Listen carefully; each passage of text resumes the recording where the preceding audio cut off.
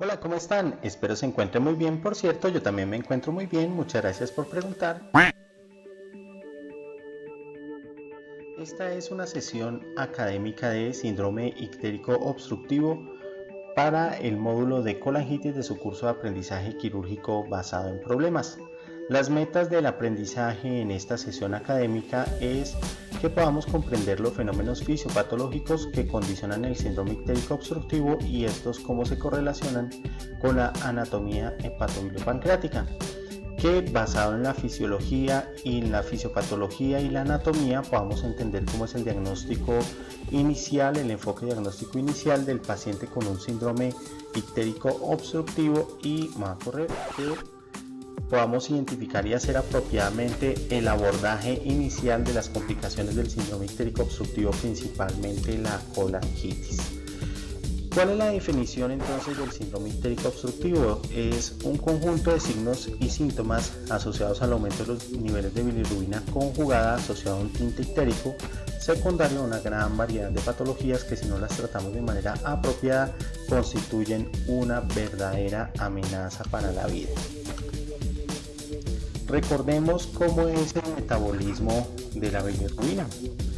Todo inicia en la médula ósea cuando se une el hierro, la globulina, la vitamina B12 y la eritropoyetina para formar los glóbulos rojos. Estos van a la sangre, circulan durante 120 días, al cabo de este tiempo llegan al sistema retículo endotelial, donde van a ser fagocitados y por una parte se libera la globulina, que también a su vez se liberan aminoácidos que nos van a servir para reciclaje nuevamente del proceso de circulación de los glóbulos rojos, y por otra parte se libera el grupo hemo, que es el que transporta el oxígeno, y por actividades o procesos de oxidación reducción se va a formar la biliverdina, posteriormente la bilirrubina. Esta va por sangre hasta llegar al hígado. Allí la bilirrubina se conjuga, se excreta por las vías biliares hasta llegar a la segunda porción del duodeno, y una parte de la bilirrubina se va a excretar por heces, otra por orina y otra porción va a volver a recircular a la circulación general. Muy bien. Visto de otro modo, aquí entendemos entonces el sistema retículo endotelial. Al cabo de los 120 días, el grupo hemo, por la hemoxigenasa, convierte el grupo hemo en biliverdina. La enzima de biliverdina reductasa transforma la biliverdina en bilirrubina indirecta. Esta se va a la circulación general. La bilirrubina indirecta llega al hepatocito. En el hepatocito, por la UDP glucuronil transferasa, se convierte en bilirrubina directa y posteriormente se excreta por la vía biliar. El 98% va a terminar en las heces y el 2% en la orina, aunque recordemos que hay un porcentaje muy pequeño que vuelve a la circulación general. Muy bien.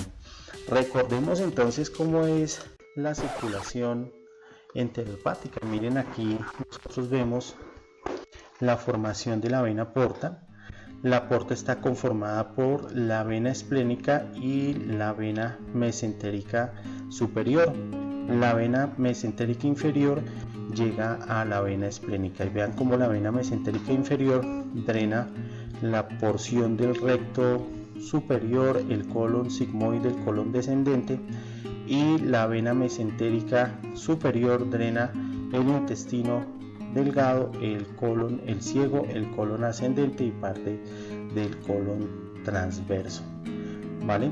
Recordemos que el 85% de la circulación hepática está dada por toda la sangre venosa que llega de la vena porta. Muy bien. Y recordemos la circulación arterial.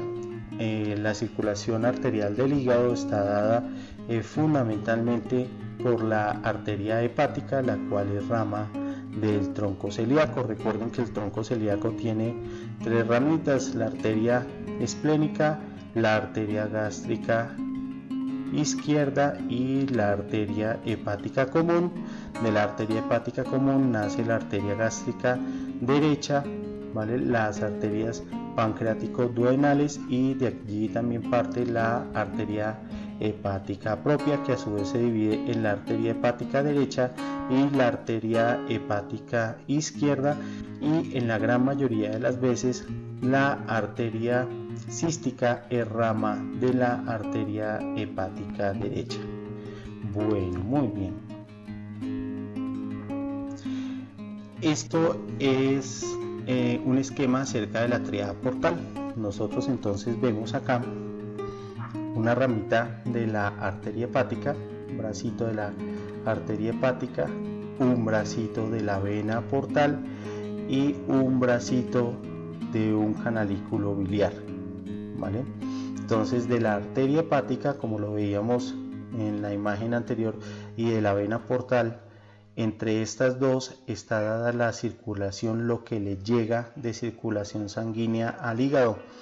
Esta sangre transcurre a través de los sinusoides hepáticos. Los hepatocitos hacen todo su proceso metabólico y posteriormente toda esta sangre llega a la vena central de la tríada portal, y esto llega nuevamente a la circulación general, y todos los productos de degradación de los hepatocitos, principalmente la bilis, va a retornar hacia los canalículos biliares, los cuales se van a drenar finalmente al conducto hepático, al conducto colédoco, y llegarán a la segunda porción del duodeno. Muy bien, esto es lo mismo pero visto de otra manera.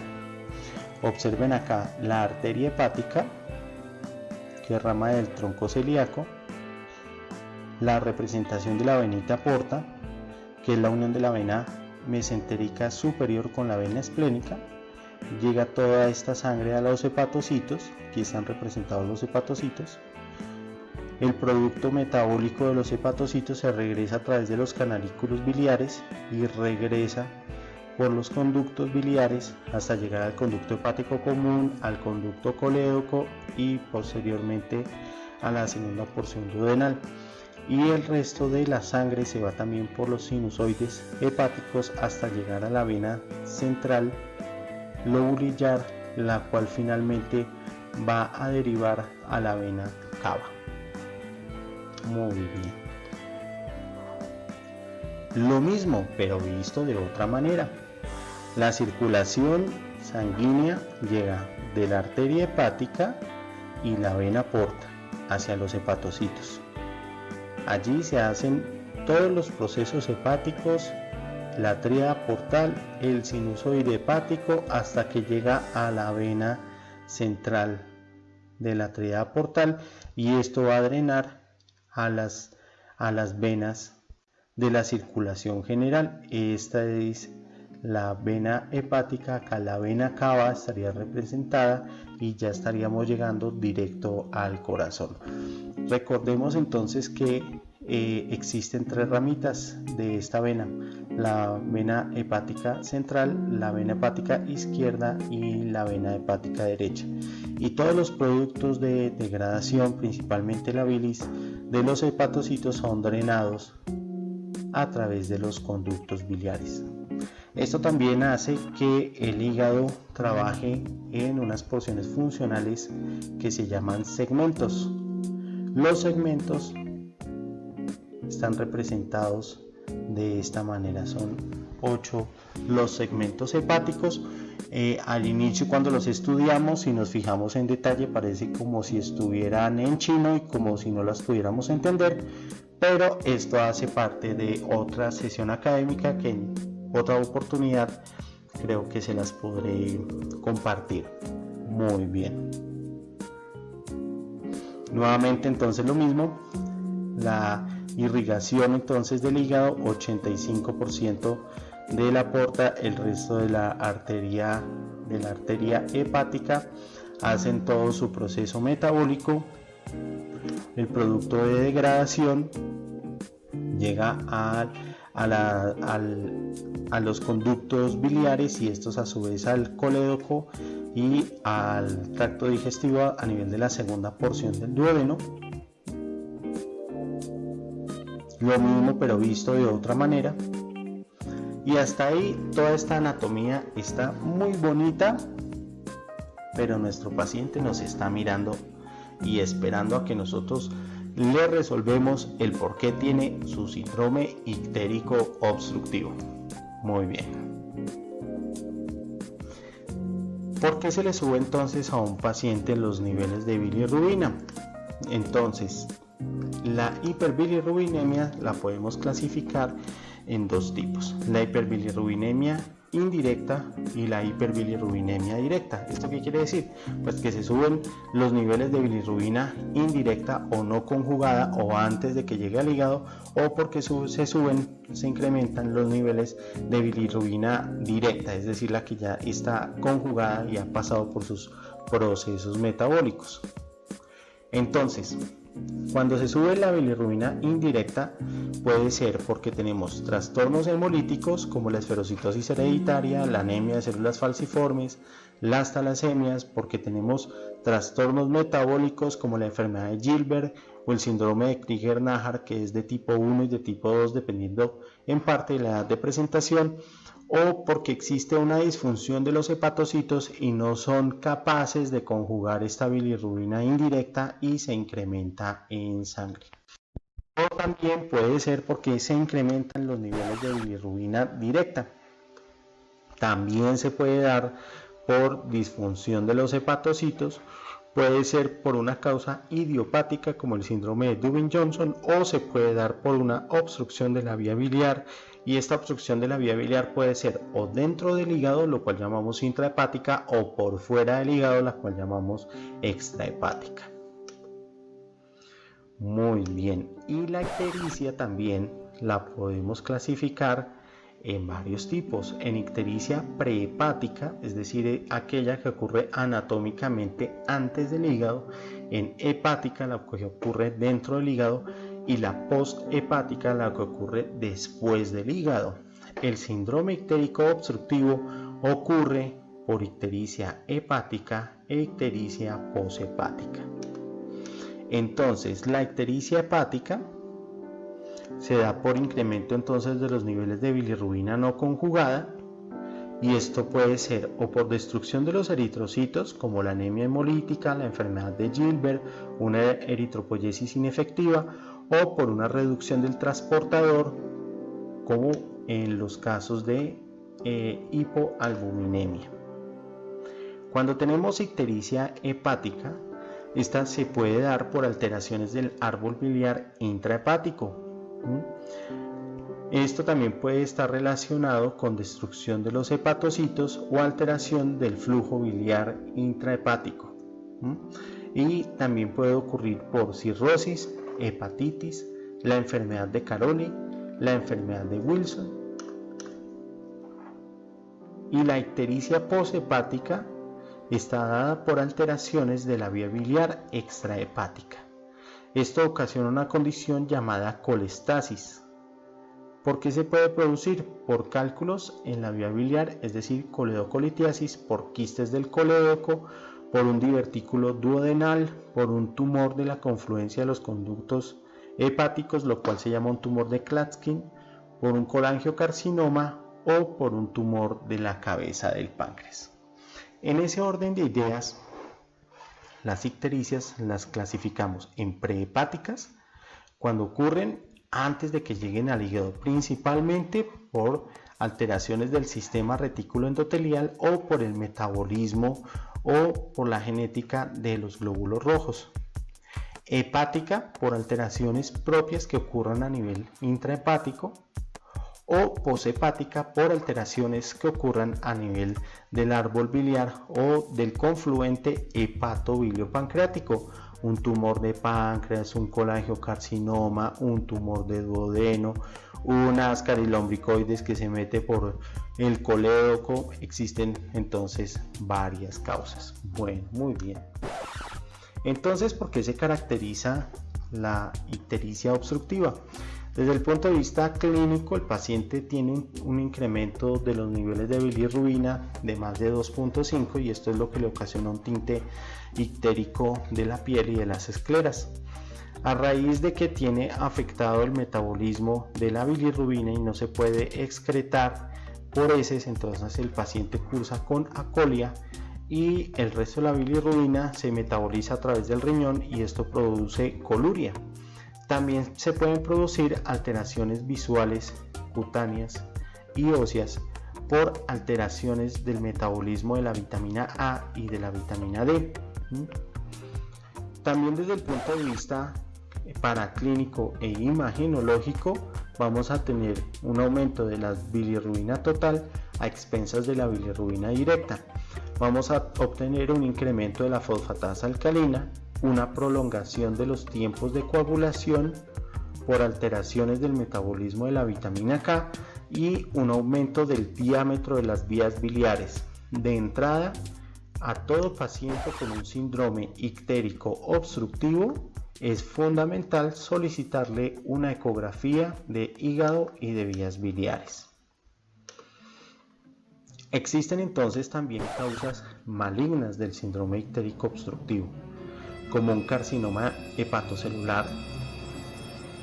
Es la neoplasia primaria hepática más frecuente, está asociado a enfermedades hepáticas crónicas, principalmente al consumo crónico de alcohol y a la cirrosis. De todas las neoplasias es la sexta más frecuente y el 80% de los carcinomas hepatocelulares se da en pacientes cirróticos. Otra causa maligna de un síndrome ictérico obstructivo es el colangiocarcinoma. Del colangiocarcinoma el 95% son adenocarcinomas. El pronóstico de esta enfermedad va a depender de dónde se localice y cómo se extiende, y existen factores de riesgo para el desarrollo de un colangiocarcinoma, como la enfermedad de Caroli, que es una enfermedad genética en la cual hay una dilatación quística de la vía biliar intrahepática, los quistes del colédoco, la colangitis esclerosante primaria, y se ha demostrado también un incremento del riesgo de colangiocarcinoma en pacientes que tienen colitis ulcerativa. En esta imagen les presento la clasificación del colangiocarcinoma, que va del 1 al 4, dependiendo de cuál es su localización y de cuál es su extensión.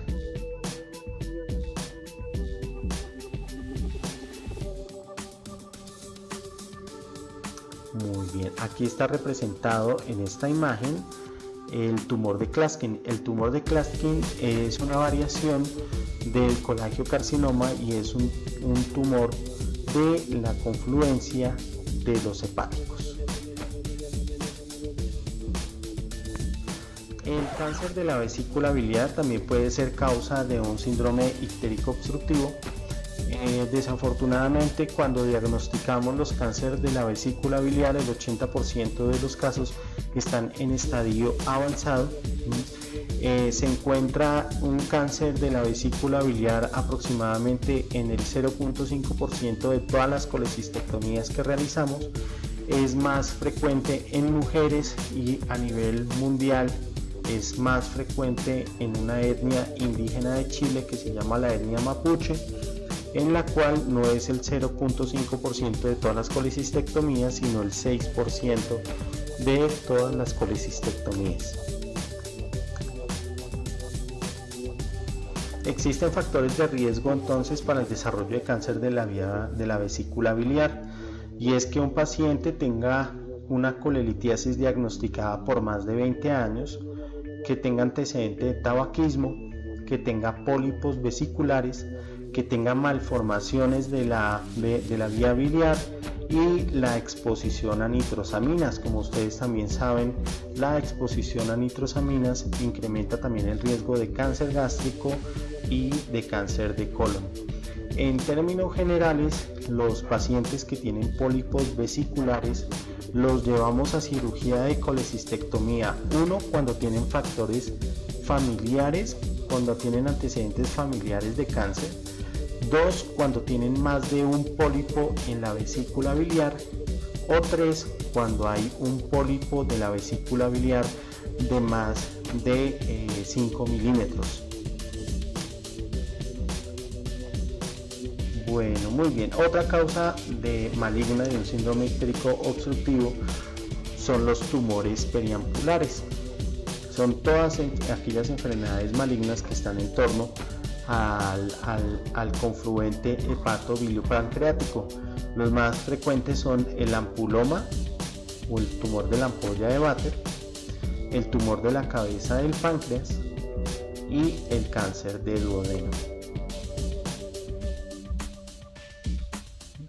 Aquí hay una representación de un tumor de la cabeza del páncreas y cómo obstruye el conducto colédoco, y en esta representación está en íntima relación con los vasos mesentéricos superiores.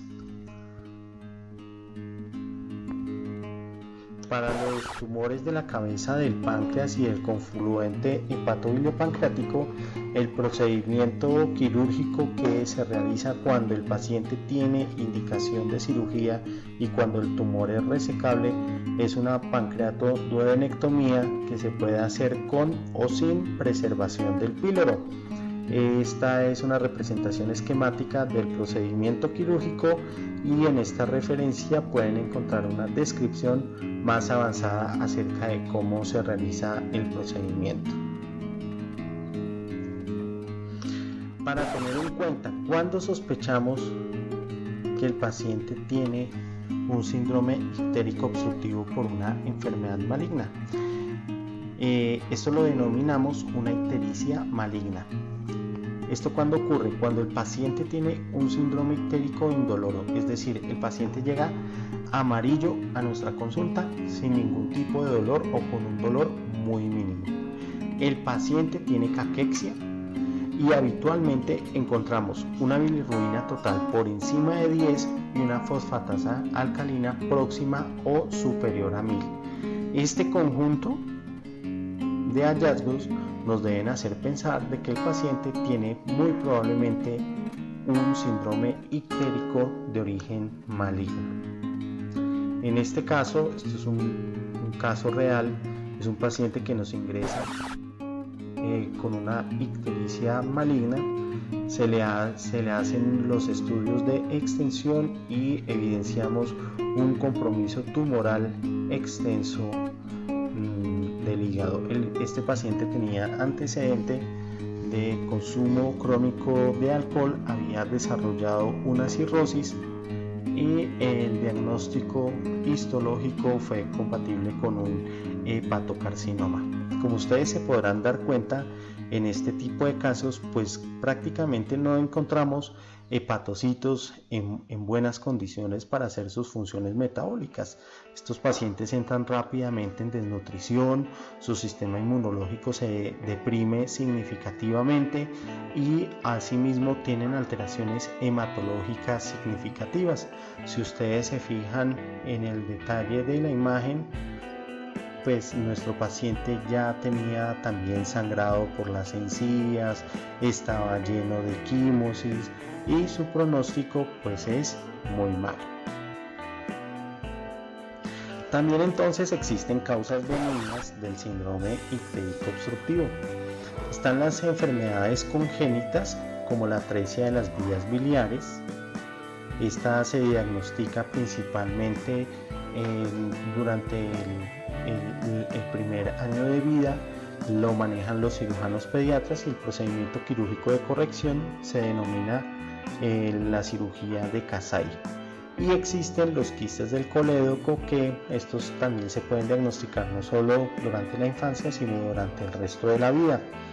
Y existe una clasificación denominada la clasificación de Todani de los quistes del colédoco. Esta es la clasificación de Todani de los quistes del colédoco, donde empieza con una dilatación simple, entre comillas, del conducto colédoco hasta una dilatación quística dentro de las vías biliares, y esto es lo que denominamos la enfermedad de Caroli.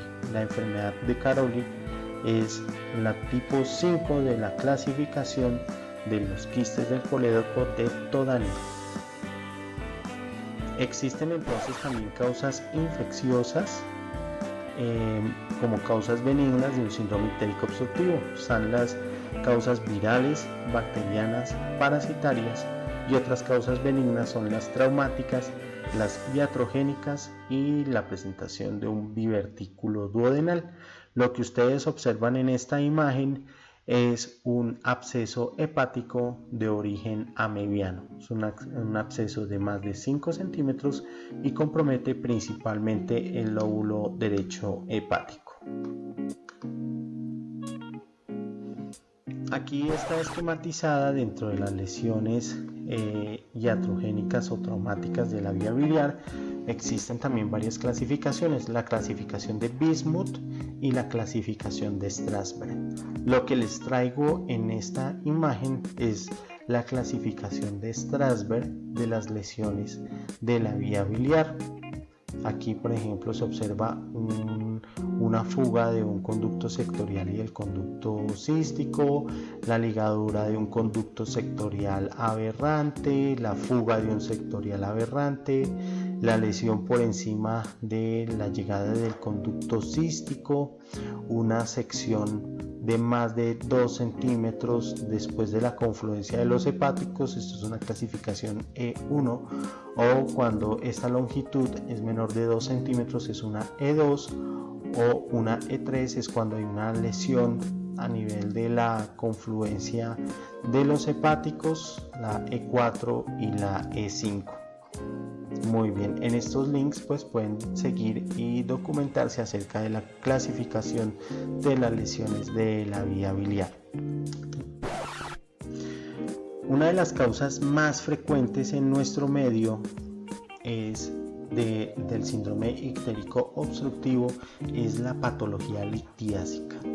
La formación de cálculos en la vesícula biliar que se drenan, que bajan a través del conducto colédoco y obstruyen es una causa de síndrome ictérico obstructivo, o de cálculos que se forman de manera primaria o litiasis biliar primaria dentro del conducto colédoco. Una colecistitis aguda muy intensa, en la cual la vesícula biliar se dilate y de manera tal de que comprima la vía biliar, puede producir también un síndrome ictérico obstructivo, y esto se denomina un síndrome de Mirici, y también pues puede estar asociado a una pancreatitis de origen biliar. Como yo les muestro acá en esta imagen, el tratamiento de la patología litiásica de la vía biliar es a través de CPRE. Vean acá el endoscopio, que tiene un canal de trabajo a través del cual se puede introducir una guía, la cual en su punta tiene una especie de red, la cual llamamos una canastilla, y a través de ella se puede hacer una extracción de los cálculos de la vía biliar. Esto que les traigo acá es la clasificación del síndrome de Mirici. Muy importante, se los van a estar preguntando muy frecuentemente. Va del 1 al 5, desde una compresión extrínseca de la vía biliar hasta una fístula de la vesícula biliar con el tracto digestivo, en este caso una fístula colecisto duodenal.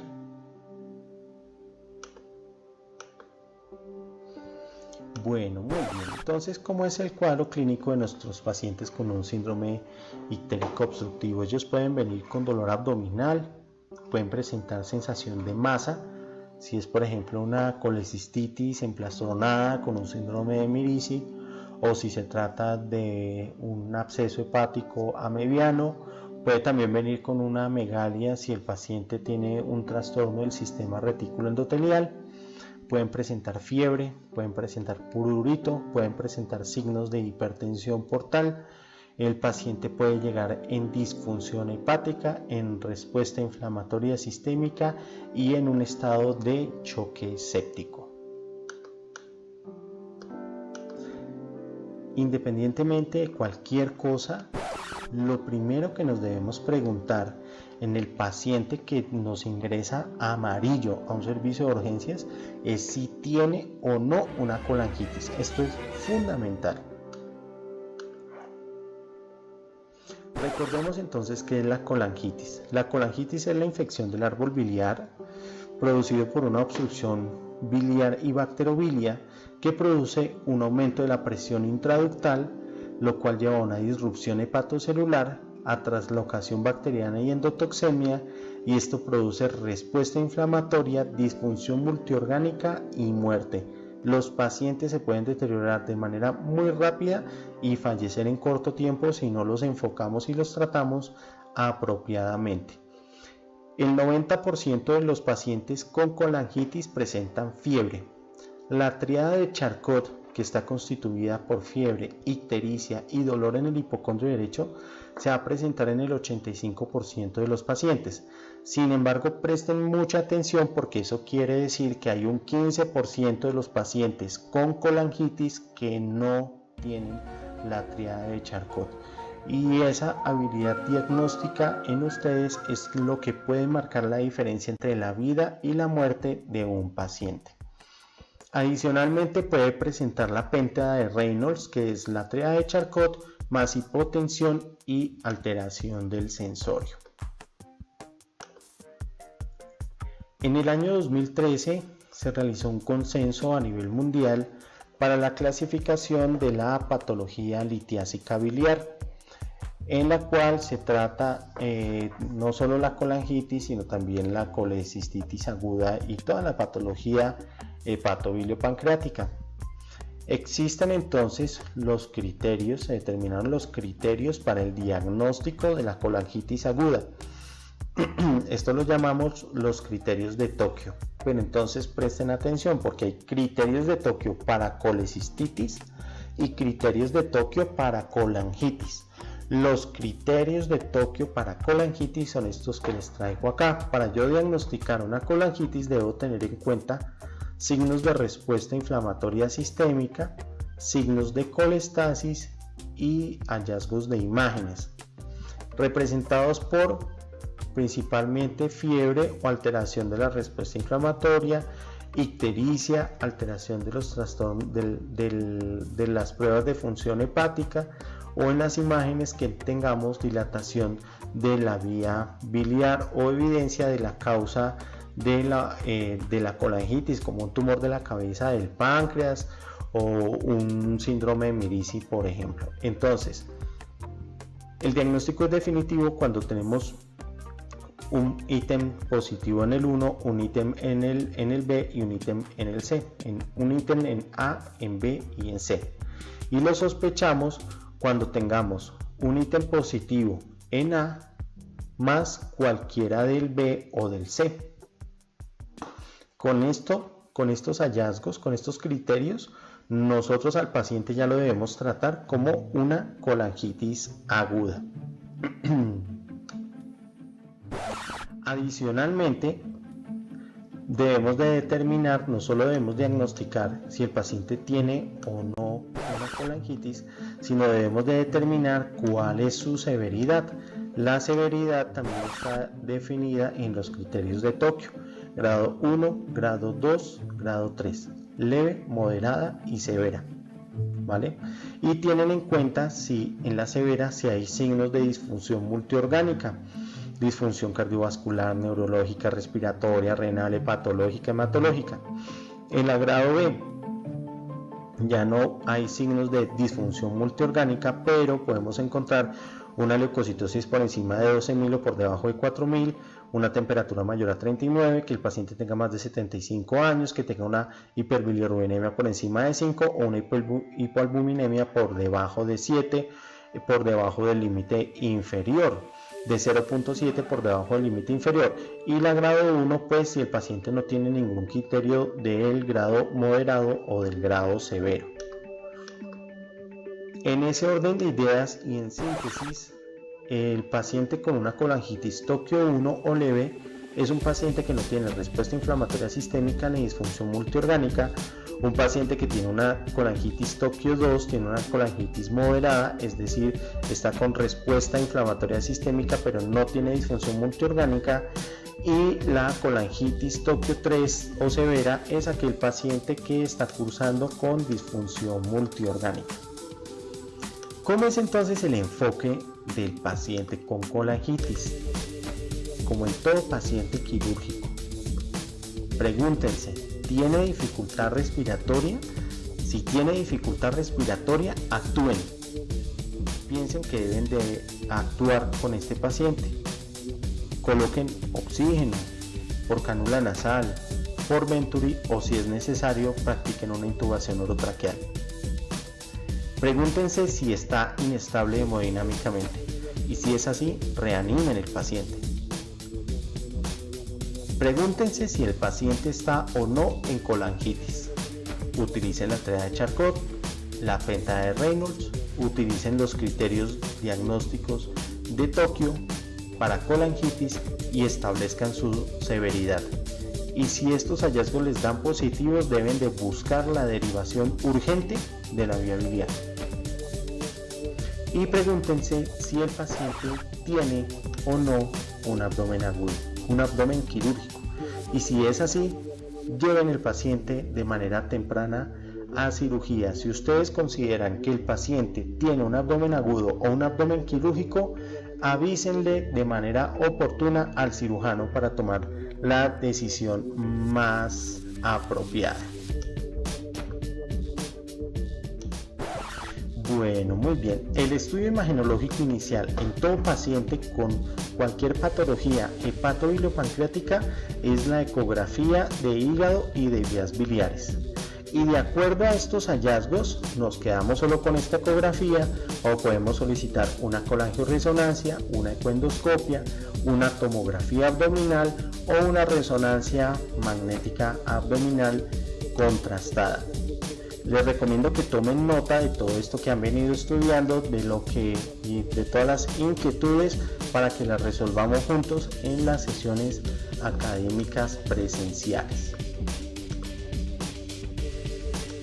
Este es un ejemplo de una CPRE, una colangiopancreatografía endoscópica retrógrada. Aquí está el endoscopio.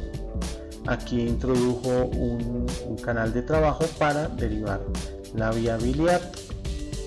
Y esta es otra imagen de un caso de un paciente que tiene un tumor en la ampolla de Vater y le han colocado un stent para que drene la vía biliar y el paciente se le alivie su ictericia y no haga colangitis mientras es llevado a cirugía.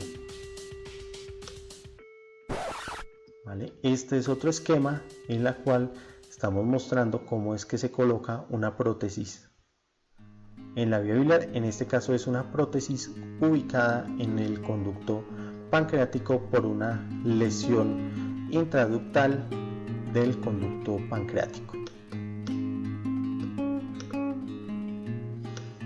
Dentro de los estudios de laboratorio que debemos hacer a los pacientes que tienen diagnóstico de colangitis, los debemos de solicitar por sistemas. Es decir, debemos solicitar un cuadro hemático, una glicemia y unos tiempos de coagulación. Un perfil hepático, AST, ALT, bilirrubina total, bilirrubina directa, fosfatasa alcalina, amilasa y lipasa. Si la amilasa es negativa y tenemos una alta sospecha de pancreatitis. Evaluamos la función renal con buna y creatinina, pedimos los estudios de electrolitos de base, sodio, potasio, cloro, pedimos unos gases arteriales con lactato y hemocultivos en caso de tener indicación. Si ustedes se han repasado las guías de sobrevivir a la sepsis del año 2016, habrán entendido el porqué y la necesidad de solicitar todos estos estudios y cuál va a ser el impacto sobre sus pacientes. Bueno, muy bien, entonces creo que con esta charla habremos comprendido cuáles son los fenómenos fisiopatológicos que condicionan un síndrome ictérico obstructivo y cómo se correlacionan con la anatomía hepatobiliopancreática, que basado en la fisiología y la anatomía ya hemos entendido el enfoque diagnóstico inicial del paciente con un síndrome ictérico obstructivo y que podamos identificar y hacer apropiadamente el abordaje inicial de las complicaciones del síndrome ictérico obstructivo, principalmente la colangitis. Nuevamente les recuerdo, las preguntas por favor tomen nota, las resolveremos juntos. Espero que con todo esto puedan tener muchos elementos y muchas herramientas para salvarle la vida a sus pacientes. Yo creo que acá ya me ha cogido la noche. Les deseo un muy buen resto de día y nos vemos en la próxima sesión. Hasta la próxima. Chao.